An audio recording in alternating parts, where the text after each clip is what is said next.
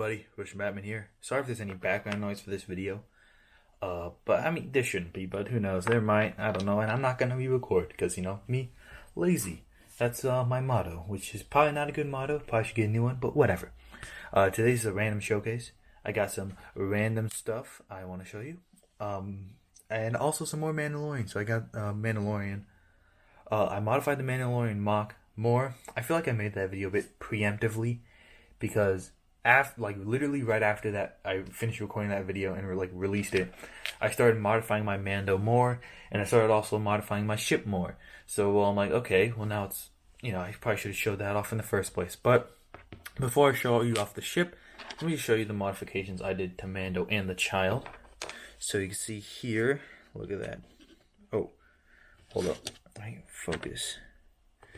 I don't know if the autofocus is working, but as you can see, I painted on the legs to make it look like he got boots, and also those little bullet holsters, which I don't know why he has bullet holsters when, you know, literally no one in the Star Wars universe use bullets. They use like laser guns. Like, why would there's not been a single person with a real gun with a bullet, but he has bullet holsters, and maybe it just takes in like laser bullets. I don't know.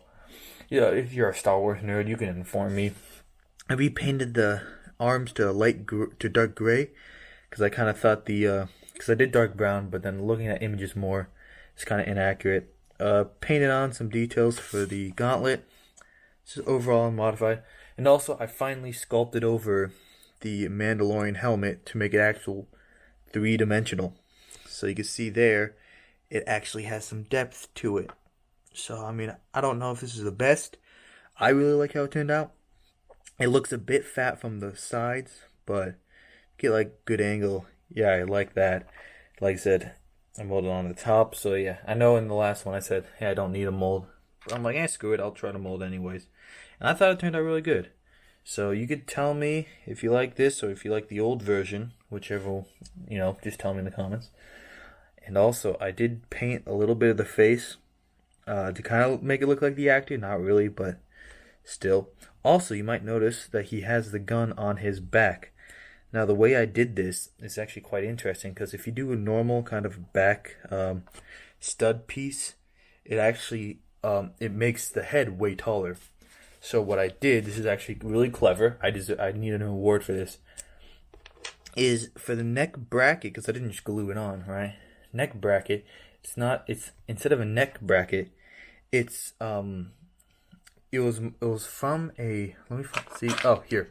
So this Ninjago piece, right, from the Ninjago movie, which I really did like those sets. You see, they have this piece here where, if I could just give an example. Yeah, let me just get a random head real quick so I can give you an example, right? Of kind of the difference between, like, let's say here's a jetpack, right? Normal neck bracket.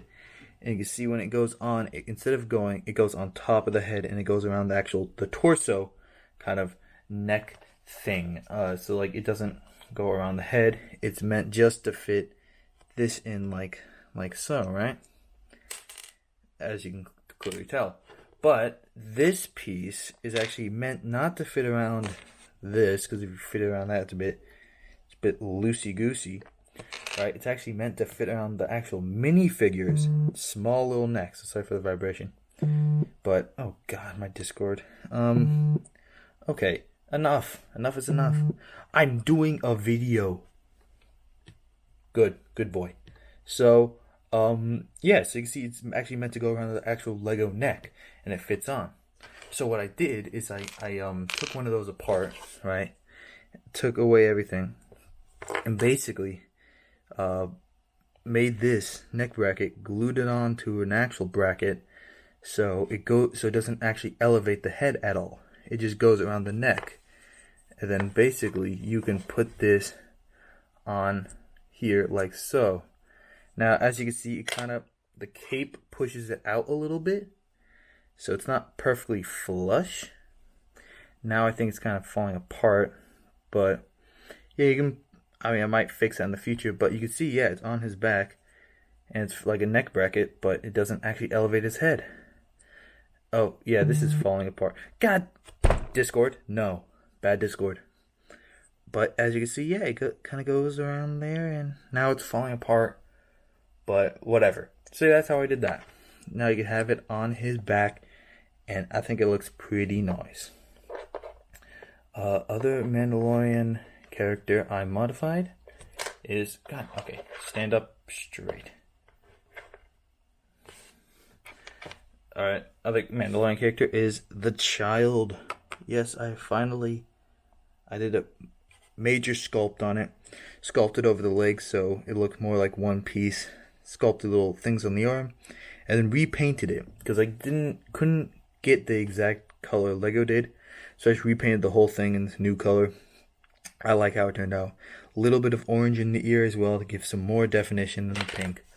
I kind of just dropped the child, or Grungu, Garinga, whatever his name is. And yeah, that's mostly it. But I really like how these turned out. And before I show you the rest of the random figures, I'm gonna show you the Mandalorian Razor Crest. So go check that out. I'm gonna show off my minor modifications to the Razor Crest I've made since the last modifications. As I said earlier, I think I probably preemptively made that Mandalorian video, because there was a lot more I did to the ship, and also the minifigure, but also the ship, which I already showed off the minifigure. So first, pretty noticeable thing you probably noticed right off the bat is this. I finally got these dish pieces, these kind of curvy, uppy, not dish pieces, but kind of sloped bricks. And these, I wasn't quite sure at first if I liked them or not, because they are significantly shorter than the original build, right? I do feel that it would be more accurate if they went farther out, but with this, there's less gaps. I think it overall looks cooler. I did have to sacrifice a little bit of the top. There are these rounded bricks that were on there. I replaced, so it's a bit more square. I did that because I needed it to go in there so it could look nice and smooth in the inside of this. Sorry for the squeaking again. I should probably just get in a less squeaky chair. But, you know, it is what it is for now. Yeah, so that's the major thing I did. I repurposed the old engine piece to actually make the back of the engine. You can see here, instead of using that, the bin, the dark gray bin, which used to be here, I replaced it with this small little build for the back engine, which I really like how that turned out. It's basically just, you know, use the front engine, just make it way smaller, and I just took out a few bricks from that, and then put these 1x1s in there. The coloring isn't really, I wouldn't say the coloring is accurate to the ship, because I looked up reference images when making all this, and it does seem that this back part is a significantly darker color of gray than this, but I kept it the same because one, I didn't want to really find a different way to build this. I wanted to repurpose the front. And I think this looks good as is. I mean, really the coloring on this ship in general, I don't think, too accurate, because you got the dark gray and the light gray. In actuality, it's mostly all silver, and this is really the only part that's a darker shade of gray. But that's, that's neither here nor there. So those are some of the outside details I modified. Now, you remember from last time I had a big issue with this door. If you saw the last video, go check it out. You can just skip to the end if you want to see the Razor Crest modifications. But this door I had a lot of issues with, but now it opens nice and cleanly. Does not get caught. I figured out the issue. I believe it was, I had, originally these were all the way to the side. It was hitting it. So I made it slightly more compact compared to last time here. Let me focus. And, yeah, so slightly more compact. It's a lot cleaner now. You can see there's no round tiles, which I had in there before. This is a hole, but whatever. See, it's a lot more compact. And now if I put it in, like I said, I have no issue closing it and opening it. And everything around does not get stuck. Now, another minor, but I think actually, before I get onto the last thing, I'm going to show off. I just did some minor modifications to that interior detail. It's a gray lever. I used to have a white one there. Some different dials I added. You know, this nitty gritty. If you want to know why that there's not a middle chair, like I said, go watch the last video, and have an excuse to make myself get some more views. Stonks. But major thing is, well, actually, one, I put tiles on these doors to make it more smooth. Another thing is with this door, I really like this. Where you open it, and you get this kind of little drawbridge effect right here with these string pieces. I really like how that turned out. Okay, this one's giving me a bit of issues, but basically, yeah. So I have to kind of make it look more like a gate inside. Now I know the actual Mandalorian ship has these metal bits, so I was thinking of actually using like actual poles or something to put there. I couldn't figure out a good way to keep them. But then I found this string piece, and it works great because you can have it when it's open. It's it looks like that, and you can close it, and it's not gonna bother you at all. So that's really nice, and I really like it if you could have it like that, and you could put someone entering the ship or something. Here you could put the child there, the new child, and then Mando. Yeah, so he's just exiting the ship, and I really like that because it makes it look more like it's the official gate to the interior. Because I'm pretty sure because obviously the actual ship, this big panel doesn't just lift off. I think it's the only ones is this one and the back panel are the only canonical ones that actually open like that. So I decided to give it kind of to make it look better with these string pieces. And I was really happy how that turned out. So you could just this string is just connected to this door. So, and then this string is connected. Actually, this is a fishing pole one with just connected into there. So, yeah, but when it's all up, I really like how that turned out. It's quite simplistic. Let's get a better look at that. It's quite simplistic, but I do like it. So sorry to give you this. Actually, not. Why would I be sorry? But here's the little update, and yeah, go enjoy the rest of the video. Alright, you're back, so let's show off the rest of the figures. Here, let me show off some clones of these guys right here. Got the Goblogian just too big. Here's a just too small. See, it's a small version, just too big. But wait, if I have a small version of this, I got a baby size version of Goblogian, the art collector. I like how that turned out. I don't know, funny little clones. I don't usually make a lot of clones, but when I do, I like them. So I thought they turned out pretty good. So you got the little mini version. I did not make a mini version of my stick fig. Well, maybe I should.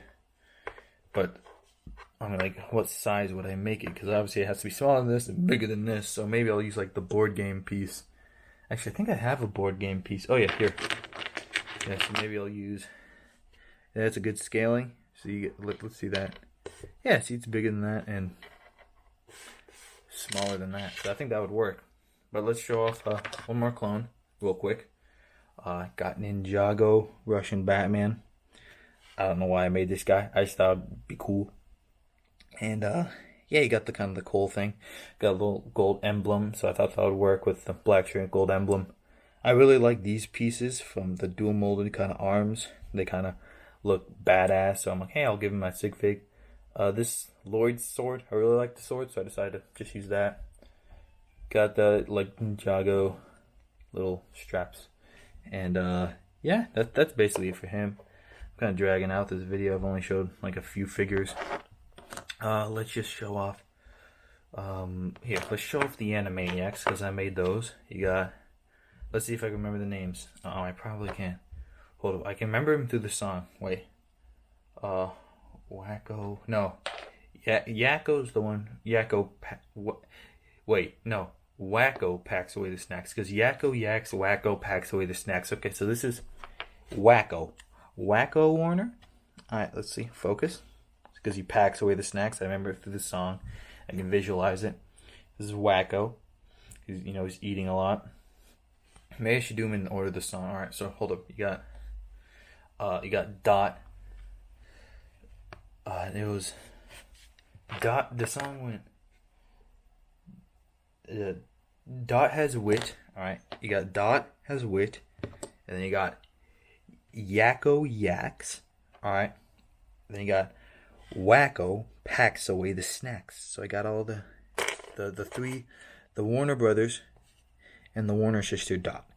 So yeah, those are the Animaniacs. I used the kind of the B piece, the B antenna piece. Just modified that to kind of make it look like he got little ears.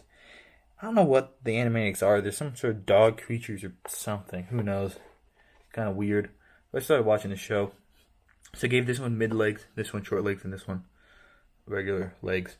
Someone pointed out on r/just2good that maybe I should have put mid legs on him and not her. But, you know, whatever. Maybe I should have, maybe I shouldn't, but who cares? Now I'm going to show off some more Mandalorian. I know, I made even more. These are just actually kind of like D&D versions of Mandalorian character. Not D&D, like fantasy D&D, kind of magical versions. I thought it'd be, I don't know why I made them, I just thought it'd be cool. First you got Mandalorian, Mando Medieval, I guess you could say Mando. So he has a crossbow and a spear. The spear, I try to give it design elements from his actual rifle. So I put the little T thing at the bottom. And obviously I made a spear because, you know, Mando gets a spear in the show. So thought that would fit. Use this helmet. I was thinking of using the Crusader helmet, but this one I found is a lot more accurate. 2 Mandalorian helmet. And you got a little belt thing, and then the dual molded pants, and then also you got little gauntlets there. So there is Medieval Mando, or D&D Mandalorian. We also have D&D the Child, which Gringu, which I kind of aged him up a little bit, kind of looked like a teenager, and also made him like some sort of stop Discord, some wizard wizard goblin or something. Thought that would work for, you know, the Baby Yoda. Gave him this hairpiece from what's it called? The Harry Potter figure. God, I really need to figure out a way how to silence Discord. He's using the Force, and he also has a little wand there. So yeah, so it looks like he's gonna be like an ally. Maybe it's like, you know, instead of, you know, him taking care of the child, maybe it's like he has to find someone to train this teenage goblin or something. Because if I just made him a baby, you just look exactly like Baby Yoda. So I aged him up a little bit. Used the Hulk kind of face to make him look cartoony. And yeah, painted the ears. Also, we got the villain Muff Gideon in his kind of Dungeons and Dragons form. I gave him just a katana because, I mean, it looks like a darksaber, so I thought that would be cool. Gave him, I don't know, I think it's a Ninjago torso, kind of go with the katana, the tattered cape, and also the gray hair to kind of make him look more, you know, like some sort of wizard villain or something. And yeah, and also you can't have, you know, Moff Gideon without his troopers. So I made it's actually just this is a bit of a work in progress. But you got the Stormtrooper Crusader. I like how this turned out. So I have him on the base because I literally just gave him a second layer of paint, which, yes, I originally used this Crusader helmet for Mando, but then I thought that was more accurate. So I'm like, hey, I could use this helmet to make a, oh, sorry, hold up, focus on him. I could use this helmet to make a Stormtrooper. So yeah, so got the Crusader Stormtrooper, just Stormtrooper legs. Got the armored torso, the fake dual molded arms, and yeah. And I was thinking of maybe using a angry clone face inside, but then decided not to. Just went with the black head. And yeah, it's very simple, but I like how it turned out, and it definitely seems Stormtrooper. So you got this kind of Star Wars D&D universe, which I thought was a cool concept. If you guys want to see me make more kind of D&D characters, like D&D-fied characters, just tell me. And also, you know what? I'm just going to do it. Potato me. If you're watching this video, because I obviously know you watch every single one of my videos because you're a good child and you're not going to get coal for Christmas. If you're watching this, then I got a challenge. Make some D&D-fied I'm just gonna call it D&Dified characters of whatever series you want. It can be Star Wars, Mandalorian, it can be Marvel, anything. Just take characters and make them look like they're in some sort of fantasy world, right? So no like major technology stuff. Anything you'd find, like you could use magic, just and you have fun with it. And I thought that it would be cool. Iron Man D&D. Who knows? I mean, I know there's one YouTuber who does like art of D&D characters, like Popcross. Yeah, Popcross Studios does it. So that kind of inspired me to actually make kind of figures of Mandalorian D&D, which he did not do a video on that. Which I would imagine in the future, since he kind of does D&D on everything, he probably will.